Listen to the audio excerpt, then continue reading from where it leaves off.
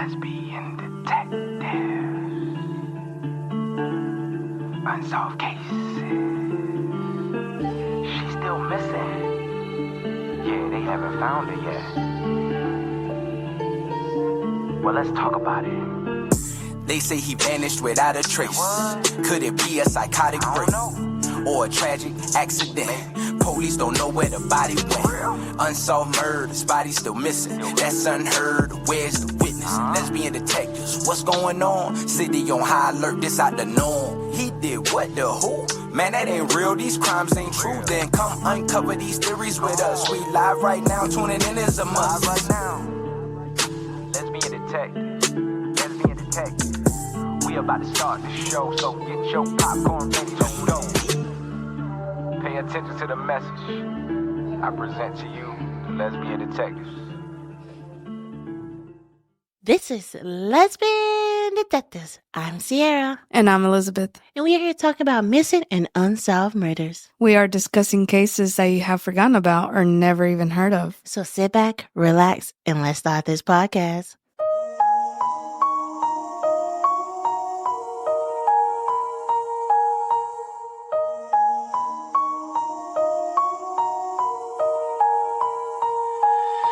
Welcome back, everybody. I hope you had a fantastic week. I know we did. We had a long weekend. And off track right quick, if anybody watched The Real Housewives of Salt Lake City and boss me because that episode, 10 out of 10. I loved it. My wife doesn't watch it with me, so.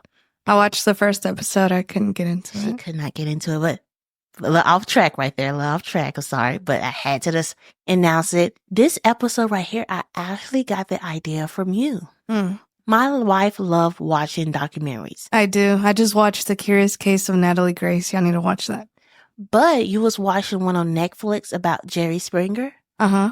And you remember it's a situation where a husband went on there with his mistress or something like that. Yes. And then they found out that they killed the wife afterwards. Mm-hmm. This case is kind of similar to that one. Oh, I thought that was the case. No, it's not. It's not, guys. But this case kind of is solved, so we wouldn't be doing that case on here because we do missing and unsolved murders. That's right. But when you was watching it, I was like, oh my God, I know a case is kind of similar to that situation. Right. I need to do it. Okay. Because I like, have anybody really heard this case before? Because I kind of heard it a little bit like through the grapevines, but I never really did the research and found out what happened about it.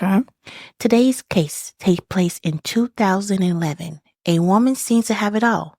A thriving business, 3 beloved children, and a fresh start in a new relationship. But beneath the surface of a bright future lay the remains of a troubled past with her ex-partner who refused to let go. An impulsive act during an argument left a costly engagement ring missing. When their dispute played out publicly on national TV, embarrassment seems to be the worst of it. But the darkness was only beginning to creep in. One fateful afternoon after dropping off her children, she vanished without a trace. Her vehicle was abandoned. A single word text raises unsettled questions. Her family growing dread, turning to desperation, searches for answers.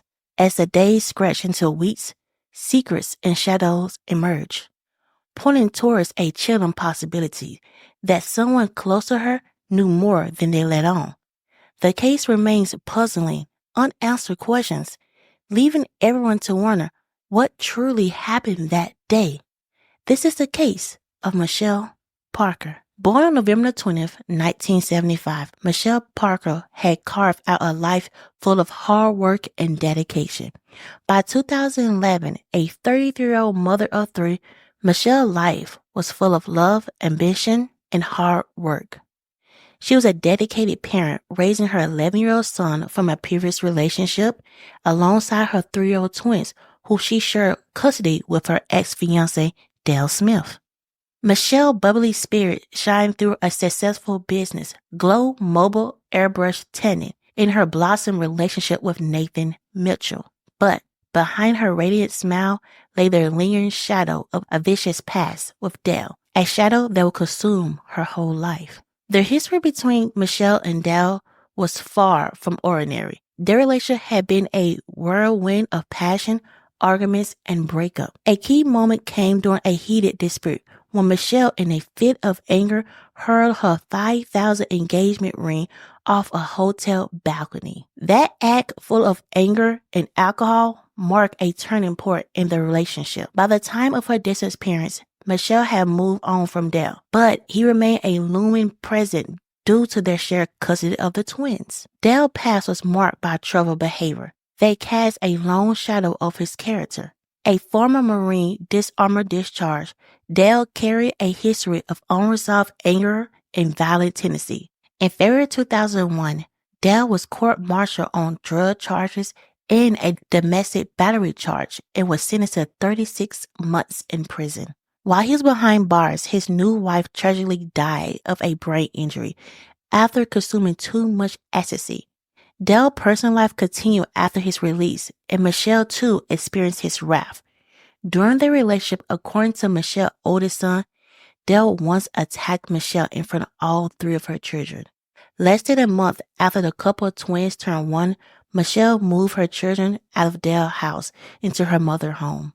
Later that year, she filed a restraining order after Dale allegedly broke the passenger window in her car. Court records show that during the altercation, Dale held their 15-month-old daughter and shouted at Michelle, "Your day is coming." Friends and family of Michelle described Dale as controlling, possessive, and prone to have explosive outbursts, traits that strained the relationship and raises questions after Michelle went missing. Dale reached a new high when he submitted their dispute over their engagement ring to people court, one of the same show Michelle enjoyed watching and laughing at.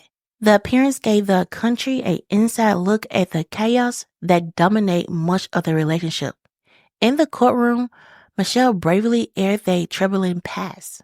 "He get pretty malicious and vindictive sometimes, especially when he's drinking," she told the judge. "He shouldn't have put his hands on me.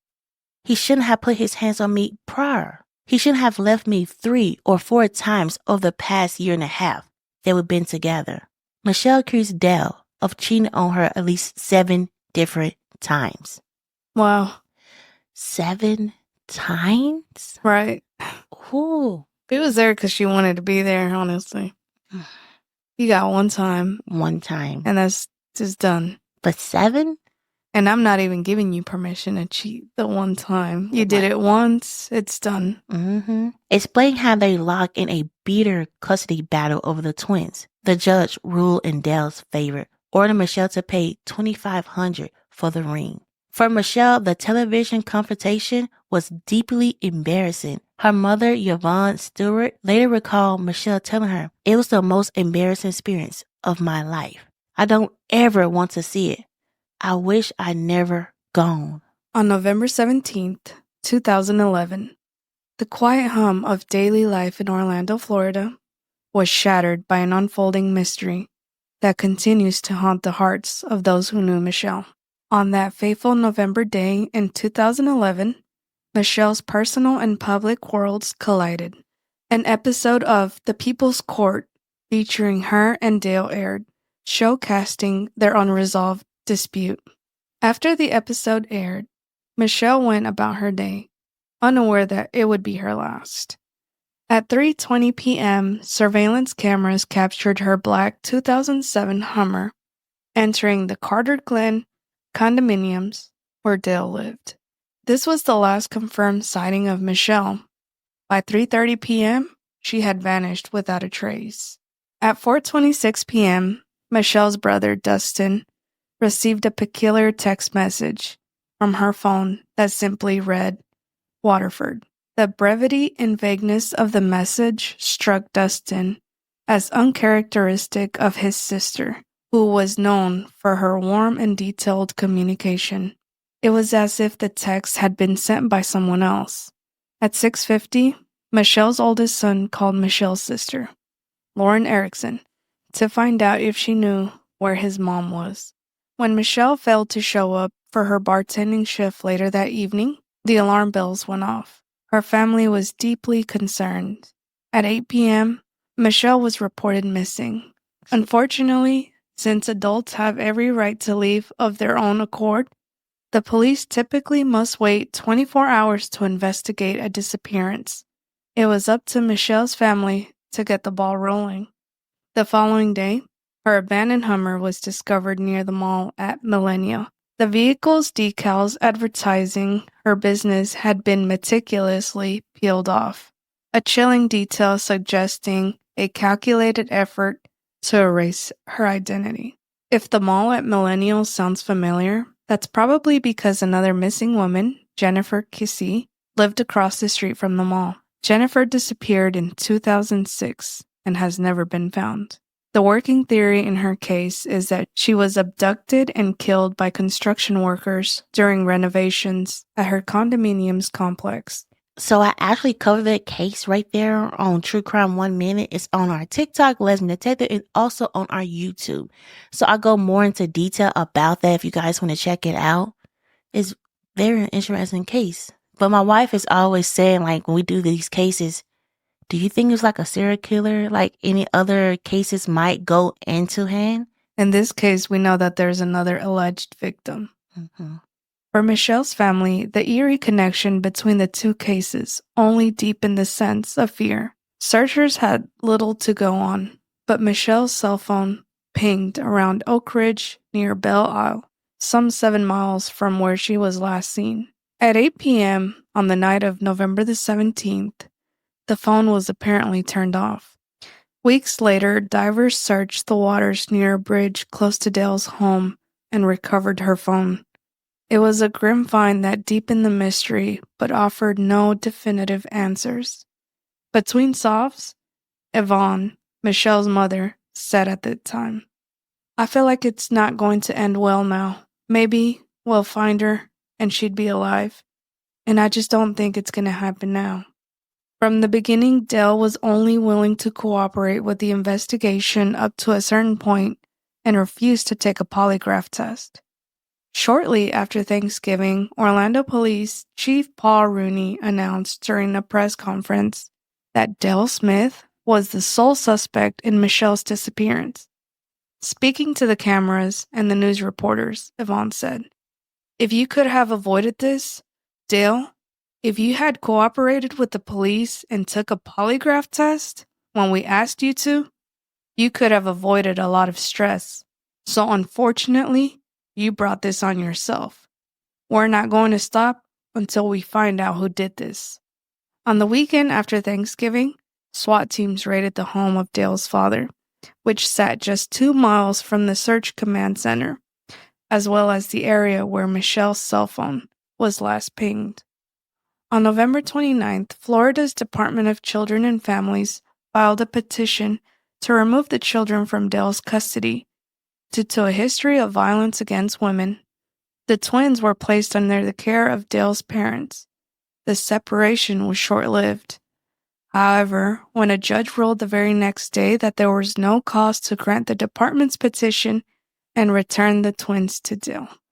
The Parker family was understandably nervous about the children remaining in Dale's care. After Utah wife and mother Susan Powell disappeared, her husband Josh Powell was named the lone suspect in the case. He was awarded custody of the couple's 2 children after a custody battle with Susan's parents, and he ended up brutally murdering them and killing himself. In December of 2011, a custody agreement was reached between the Parker family and Dale Smith, allowing the Parker family to see the twins regularly. In January 2012, officials investigated the home life of the twins based on the previous allegations of abuse by Dale Smith. Officials ruled in favor of leaving the children in Dale's custody, but at some point, Dale decided he would no longer allow the twins to visit with the Parker family. Was he simply angry at Child Protective Service investigating him? Or was he trying to shovel more dirt on a murder he was covering up? All we can do is speculate, but he was selfishly deciding to keep his kids from seeing the only people who had a connection to their mother, and kept Michelle's family from seeing the only connections to their daughter. There was little Yvonne and Michelle's dad, Brad Parker, could do.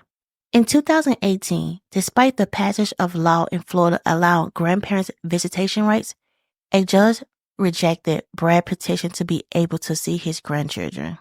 The legislation which grant grandparents visitation rights in cases where both parents are dead or missing, or if one of the parents is dead and the other parent is convicted of a felony, which was the case with Dale, was passed in 2015. Yvonne advocated for the legislation, but in the end, it did her no favors. When the children returned to Dale custody, Yvonne swallowed her pride, suspicion, and grief and embraced Dale Smith outside the courtroom. Sadly, the judge's rejection of Parker's petition means they won't be able to see the youngest grandchildren until 2024, when the children turn 18. God, that's sad. There is no physical evidence connecting Dale to Michelle's disappearance, and while I assume that she's dead, there has never been a shred of evidence that linked Dale to the crime. But based on Dale's past violent behavior and his unwillingness to allow the twins to see the Parker family, the Parkers were determined to hold Dale responsible for Michelle's disappearance, even if it wasn't criminal court. In 2013, the Parkers made a bold move in her relentless search for the justice. She filed a wrongful death suit against Dale Smith, seeking more than $15,000 in damages. Her claim was rooted in devastation accusation that Dale neglectfully or wrongfully acted his part in the cause of death of her daughter, Michelle Lee Parker. The Parker's attorney at the time, the renowned John Morgan, stood firm, assessing they were prepared to reveal critical details of what they believed had transpired. Morgan's team claimed to have uncovered texts between Michelle and Dale, messages that believed point directly to Dale guilty. We think we have some pieces that were paired with testimony may tell a fuller story, Morgan said, and that testimony must come from Dale and his parents. But the road to justice was nothing but smooth. In May 2014, a judge granted a motion to dismiss the lawsuit. Dale's attorney argued that the family had no evidence to prove Michelle was dead, no death certificate, no proof at all. Still, the judge left the door open for the Parkers to allow them a chance to refile the case. And refile they did, just days after dismissal. Years passed and the battle in courts went on. By November 18, the case faced another ruling when the defense made to dismiss it, citing inactivity since 2017. The law was clear, a stalled case could be dismissed, but the Parker new attorney, Perry, pushed back. He explained the delay. His team had been seeking to dispose the lead investigator and access critical files, some of which protected. As of today, a wrongful death lawsuit remains unsolved. The case itself has grown colder. No developments for the years, yet Michelle's family holds onto hope. With the appointment of a new Orlando police chief, they pray for fresher eyes. Michelle's mother continued to carry the torch for her daughter. I'm Michelle's voice because Michelle is not here, she said in November 2019. Michelle is telling me to speak out to find her, and I'm doing it. It hurts, but I'm strong for my grandchildren. Theories about Michelle's fate, while many include her family and law enforcement believe Dale Smith is responsible, there remains the possibility that Michelle fell victim of a carjacking, a theory her family didn't consider. For now, the truth remains unsolved. And with many unsolved cases, it may take a single breakthrough, a piece of evidence, or someone to have the courage to come forward to unravel the mystery. If Dale Smith did take Michelle's life, he shows no sign of confessing. One haunting question lingered in the minds of many. Was Michelle's disappearance premeditated? It's a chilling coincidence, one that cannot be ignored. Before we end this case, let's sit back and remember the mother that went missing. Michelle Parker was a vibrant and loving mother who worked hard to build a life of warmth and hope, a dedicated parent to her 3 children. Michelle balanced the challenge of motherhood with running her own successful business, all while navigating the ups and downs of a life with a past that wasn't uneasy. Despite the struggle she faced, Michelle's heart remained full of love.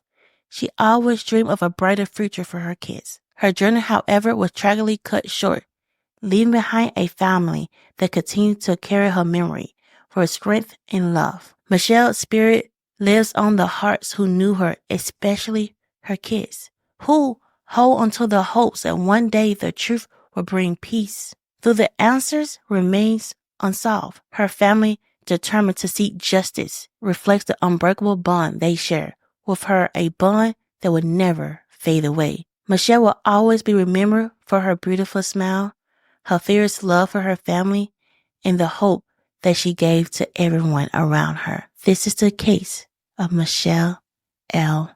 Parker. Now let's get into some theories. Let's get into some theories.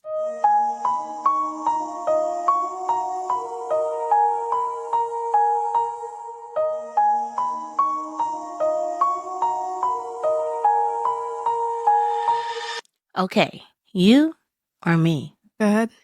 Ladies first. I love taking it first. I think it was Dale. Let's be honest. We all know it was Dale. But to prove it was him is going to be difficult. Yeah. Do I think he buried her body? No. We're in Florida. And I feel like because you have been making me watch Dexter a lot. That's what I was about to say. Yeah. So I feel like he threw her in a swamp. Yeah, that makes sense. Because she would not be found. Like, no offense or nothing. And don't judge me, guys. If I was committing murder and I was in Florida, I would do that. I would throw that person in a swamp because when they in that swamp, it's over with. You ain't finna. You probably found an arm or a leg 10 years or 30 years from now, but it's not really a possibility of that happening. Right. To me, I feel like what happened, we always got to remember what happened that day. The episode of People Court went out. She was so embarrassed. I think when he drops her off, I feel like he probably said something kind of shady to her, like, haha, like, did you see the episode or something like that? Mm-hmm. Or he could have said, like, hey, I haven't got my money yet. Because we don't know if she paid him yet. We don't know that. Right.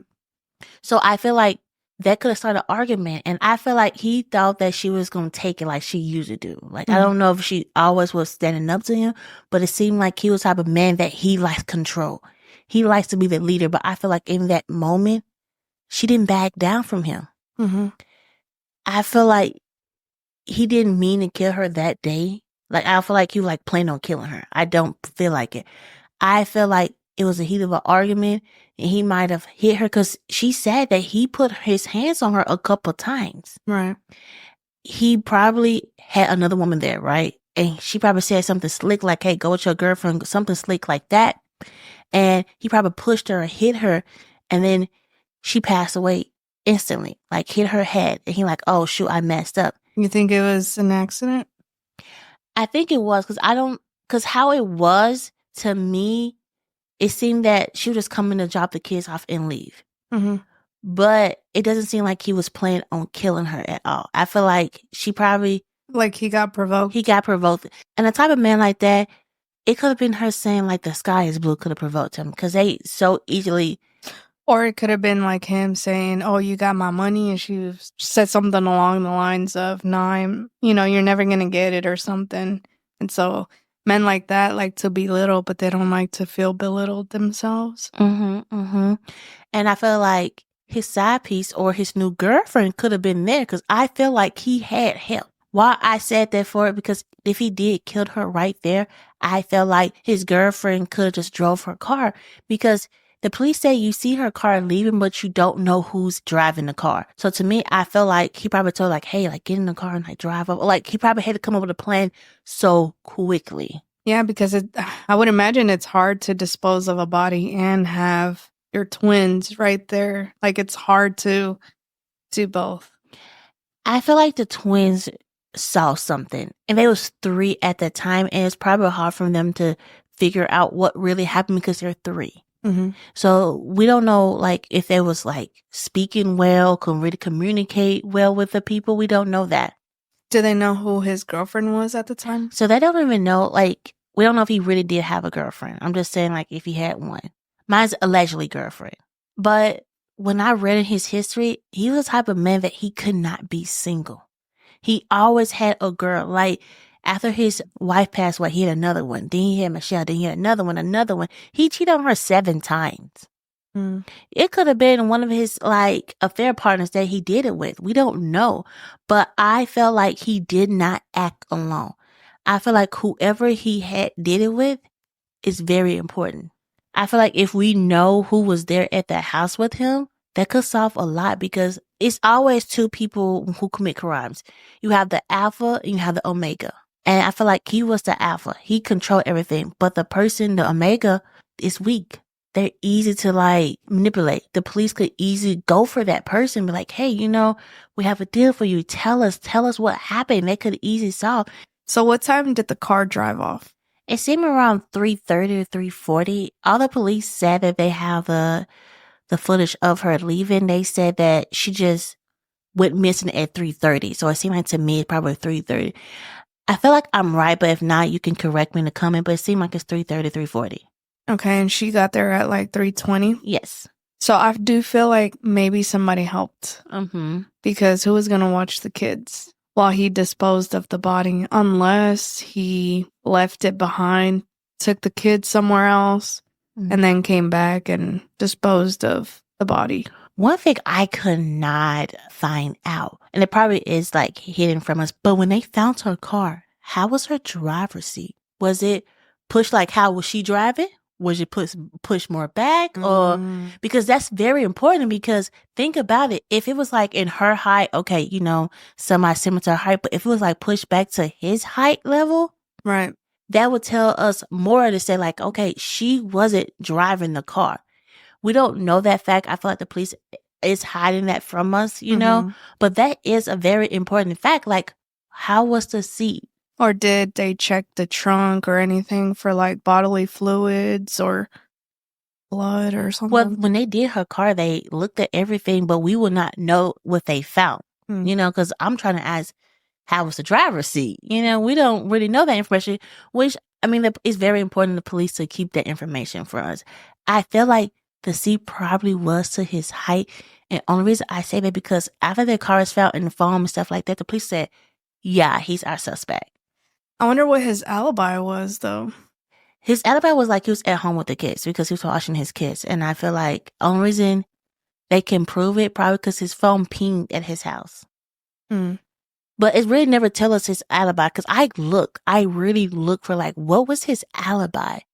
But the police never came out and said what was his alibi. I feel like the police have so much evidence against him, we will really never know until he's charged. Yeah.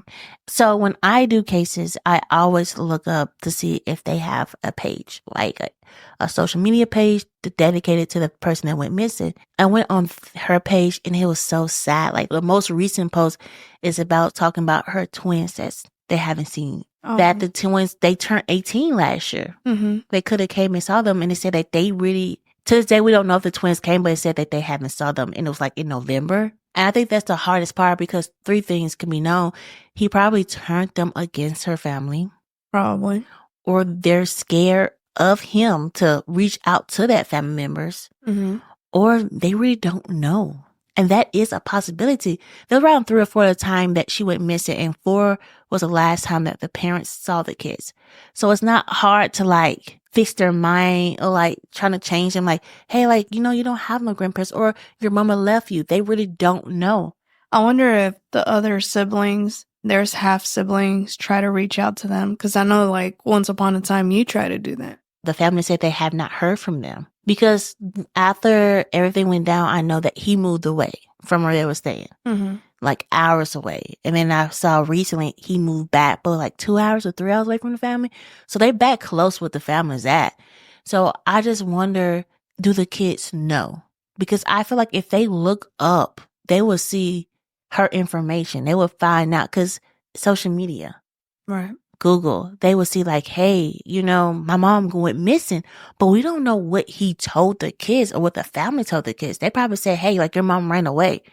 Or your mom's gone, like forget about her type thing. Yeah, because he could easily say, hey, like your mom ran away. She didn't want to be a mother no more because she did just go missing. He could play on that like, hey, yeah, she didn't get kidnapped or anything like that or adopted. She just ran away. And that's kind of easy to inform them, like you have Right. proof. One thing I have to say about the law is they really play in the family because you see that this man is already charged. I mean, you see that this man is a suspect. The family should have got some type of custody arrangement with them. And as we were saying in the case, Susan Powell, that's a sad case because she did go missing.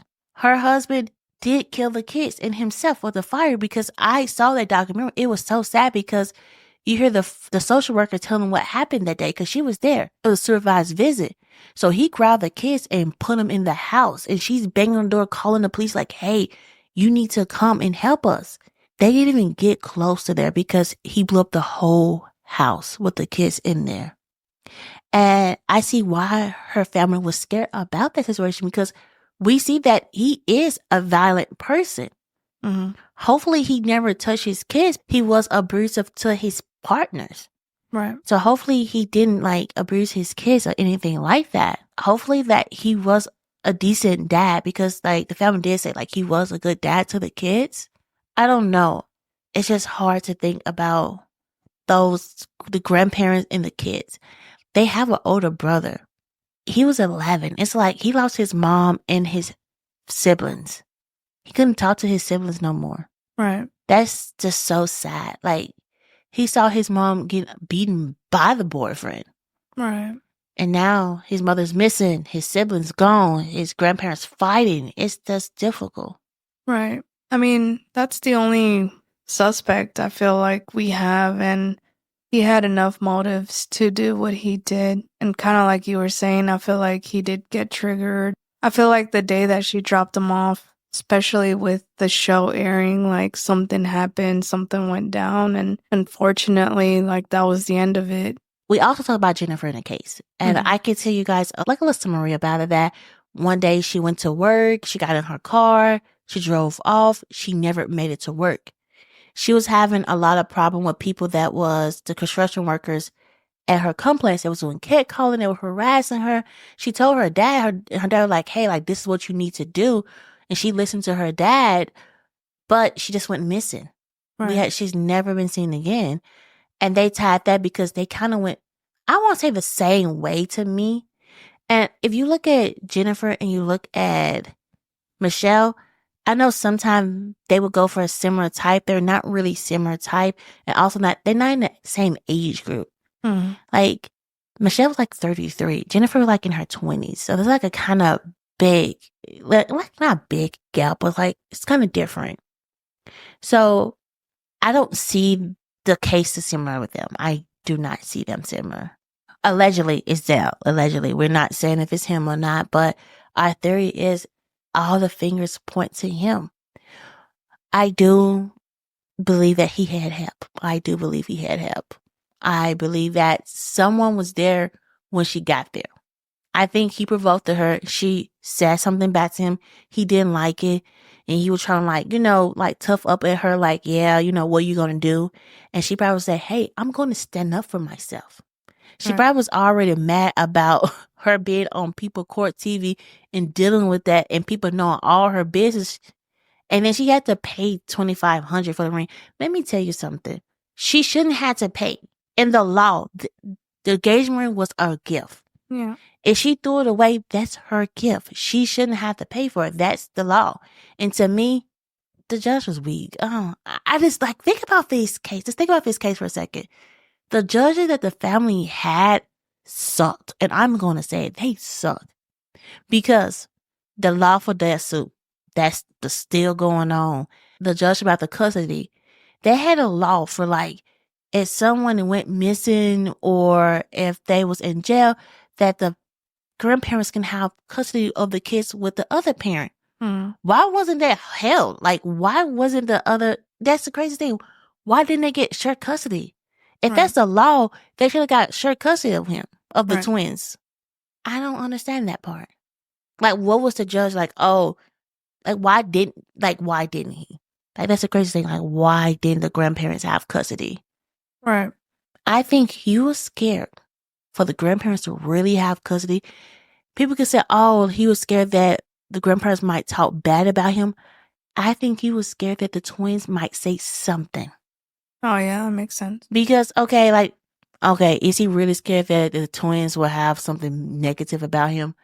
Probably, but they're 3. They probably was there when it happened. They probably said, yeah, daddy was over mommy. She was on the floor. You know, we all know little kids would tell your business out of nowhere. Like, you could be brushing their hair talking about the skies, but they were like, oh, I saw mommy doing this. You were like, girl, we was not talking about that. Why is he spilling? Because little kids would spill your tea. I have a couple friends' kids that would spill their parents' tea, and I'm not ready for the day that my child spilled my tea. So, like, I'm trying to, like, not do a lot around her because, Lord have mercy. But, I mean, that is a possibility. You have to think about everything of this case. I think he was scared. I really think he was scared that those twins was going to say something.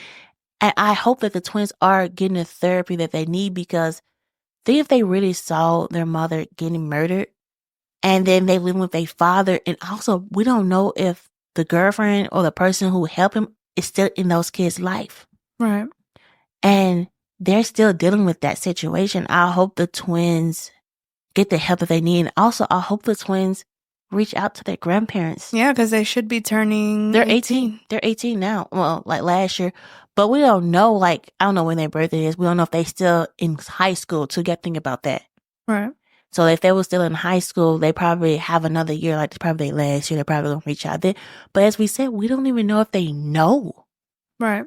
That's another thing, because it seemed like even when he lost custody of the kids, they went to his parents. So, and it seemed like his parents are hiding what he's doing, because no offense or nothing, sorry to say this, but I dislike parents like this, that they know their kid is like a mean person, like abusive, all this stuff, and they don't really care. Like, they try to hide their kids' faults and like, oh no, my kid's not like this, my kid's not this type of person, but your kid is. Yeah. You shouldn't hide their faults because you don't want them to go to jail. You should be that parent like, hey, no. Right. You need to tell us what you did. Because I feel like the parents might know. For sure, the parents might know. Because they checked the father land in his house and stuff. Come on. I believe it was Dale. Mm-hmm. Honestly, we didn't get any other suspects, and he's the one that had the most to lose. Mm-hmm. They had been fighting. He had put his hands on her. Like, at the end of the day, somebody violent, like, takes it too far one day. Maybe he didn't mean to, but some stuff went down, especially with the TV show. And like you said, I had just watched Jerry Springer. And the day that episode aired, that couple also committed a murder against his wife or ex-wife. Honestly, like, TV shows, reality shows, they basically mess with somebody's psyche. And I do believe he had some help because he had his kids with him. So it's hard to dispose of a body and have your kids with you. Wait a minute. As you just said that they didn't dispose of the body right then and right there. What if the girl did just get in the car, drive away, put it somewhere, call for a cab or Uber? I don't know if Uber was around then, and went back to Dale's house. And then late at night, that's when they took the body out. Yeah, that's a possibility too. But I feel like it was him. And he had some help. And unless the other person comes forward or Dale one day decides to tell the truth, like, it's going to be hard to figure out what happened. I wish I knew a little bit more too about his alibi. Like, how was he ruled out a suspect? He wasn't ruled out a suspect at all. Oh, so why isn't he being charged? They don't have no evidence. That's what, like, the hard thing about this case. They need some type of evidence. And that's what the police said. We need something to put him behind bar, because everything is just like, kind of like he say, she say, like, oh, we think this happened. We think this happened. But they don't have evidence. It's hard to take a murder to a trial with no body. They have no bodies in evidence. So we don't want double jeopardy. So they need something. Yeah. They have no camera footage that he took the car. They have no fingerprints because he threw the phone was found in like the lake. So it's like the fingerprints are gone. Even if they found fingerprints of him owning, he could say, yeah, that's my ex-fiancé phone. Of course, my fingerprints are on her phone. You know, he could easily say that. Or she would show him a picture of the kids. He could easily say anything. With Osborne in that line, he said, your day is coming. That's a threat to me. Right. Guys, this is our theories, and tell me, what do you think about this case? I would love to hear your theories on this case. Don't forget, we're on all social media. I just made us a Red Note account, so please go over there to check us out on Red Note. We're on TikTok. Yes, TikTok is back. We don't know how long. We are mostly on TikToks, but I'm trying to build our other social media, so please follow us there. I post us on YouTube. Please watch us on YouTube to see our beautiful face talking and looking at you. And guys, please rate us a 5-star. Leave us a 5-star review on Apple, on Spotify. Get us out there. Like, if your friends aren't into true crime, say, hey, listen to this new true crime show called Lesbian Detective. And I cannot wait to see you guys next week. Hope you have a fantastic day. And don't forget, everybody's a suspect Until proven innocent. Bye. Lesbian Detectives. Unsolved cases. She's still missing. Yeah, they haven't found her yet. Well, let's talk about it. They say he vanished without a trace. Could it be a psychotic break or a tragic accident? Police don't know where the body went. Unsolved murders, body still missing. That's unheard. Where's the witness? Lesbian detectives, what's going on? City on high alert, this out the norm. He did what, the who? Man, that ain't real, these crimes ain't true. Then come uncover these theories with us. We live right now, tuning in is a must. Lesbian Detectives. Lesbian Detectives. We about to start the show, so get your popcorn ready to go. Pay attention to the message I present to you, the Lesbian Detectives.